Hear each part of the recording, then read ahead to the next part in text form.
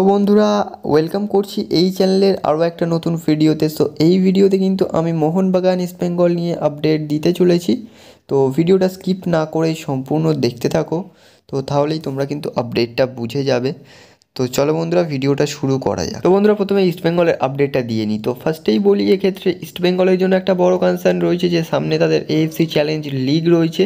সেই জায়গা থেকে দাঁড়িয়ে তাদের নতুন কোচ, তো সেই নতুন কোচ নিয়েই কিন্তু আপডেট রয়েছে, যেখানে কিন্তু নতুন কোচ হিসেবে নিযুক্ত হতে চলেছেন একটি নতুন কোচ। যেখানে আমি বলি, কার্লোস কোয়াদ্রাস চলে যাওয়ার পরে কিন্তু তারা কোচ হিসেবে আর কি অ্যাপয়েন্ট করার চেষ্টা করছিল, কিছু কোচেসকে শর্টলিস্ট করেছিল।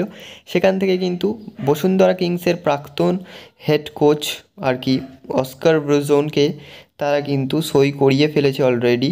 তো অফিসিয়াল অ্যানাউন্সমেন্ট হয়তো খুব তাড়াতাড়ি 2-1 দিনের মধ্যেই চলে আসবে।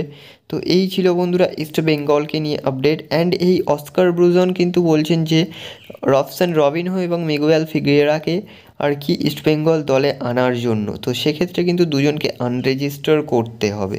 তো দেখা যাক কি হয় পরবর্তীতে, কিন্তু অফিসিয়াল যে অ্যানাউন্সমেন্ট আর কি অস্কার ব্রুজনের, সেটা কিন্তু 1 থেকে 2 দিনের মধ্যে আসতে চলেছে। তো বন্ধুরা, পরবর্তী যে আপডেটটা বেরিয়ে আসছে অবশ্যই মোহনবাগান দলকে নিয়ে বেরিয়ে আসছে। তো এই জায়গা থেকে দাঁড়িয়ে মোহনবাগান দল কিন্তু তারা ট্র্যাক্টর এফসির এগেনস্টে খেলতে যায়নি।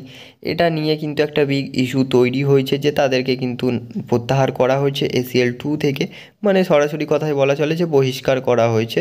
তো তারা হচ্ছে অন্যরকমভাবে বলতে চাইছে যে মোহনবাগান নাম উইথড্র করে নিয়েছে, বাট এটা নয়। তো মোহনবাগান কিন্তু তারা মানে মার্কাস মার্গুলা জানিয়েছেন যে মোহনবাগান ম্যানেজমেন্ট 24 থেকে 48 ঘন্টার মধ্যে AFC ডিসিপ্লিনারি কমিটিতে আর কি অ্যাপিল করবে। তো সেই জায়গা থেকে দাঁড়িয়ে দেখা যাক আপকামিং ডেজে কি আপডেট বেরিয়ে আসে এই ব্যাপারটা নিয়ে, সেগুলো কিন্তু তোমাদের জানিয়ে দেব।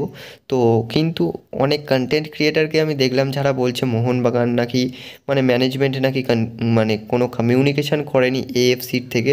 তো যারা এইসব নিউজ বলছে ভাই, তাদেরকে আমি বলি যে তারা কি AFCর প্রেসিডেন্ট বা আরাবিয়ান ফুটবল কনফেডারেশনের প্রেসিডেন্ট ছিলেন? সেই জায়গা থেকে দাঁড়িয়ে যে তিনি এত বড় বড় কথা বলছে বা মোহনবাগান ম্যানেজমেন্টের ওপর এরকম ব্লেম লাগাচ্ছেন। তো মোহনবাগান ম্যানেজমেন্ট কিন্তু মেল করেছিল, বাট তারা কোনো রিপ্লাই দেয়নি। তো এই ছিল বন্ধুরা আজকের ভিডিওটা কেমন লাগলো কমেন্টে জানিও। অ্যান্ড চ্যানেল নতুন হলে সাবস্ক্রাইব করে দিও বন্ধুরা, আর ভিডিওতে লাইক করে দিও। Thanks for watching and keep support.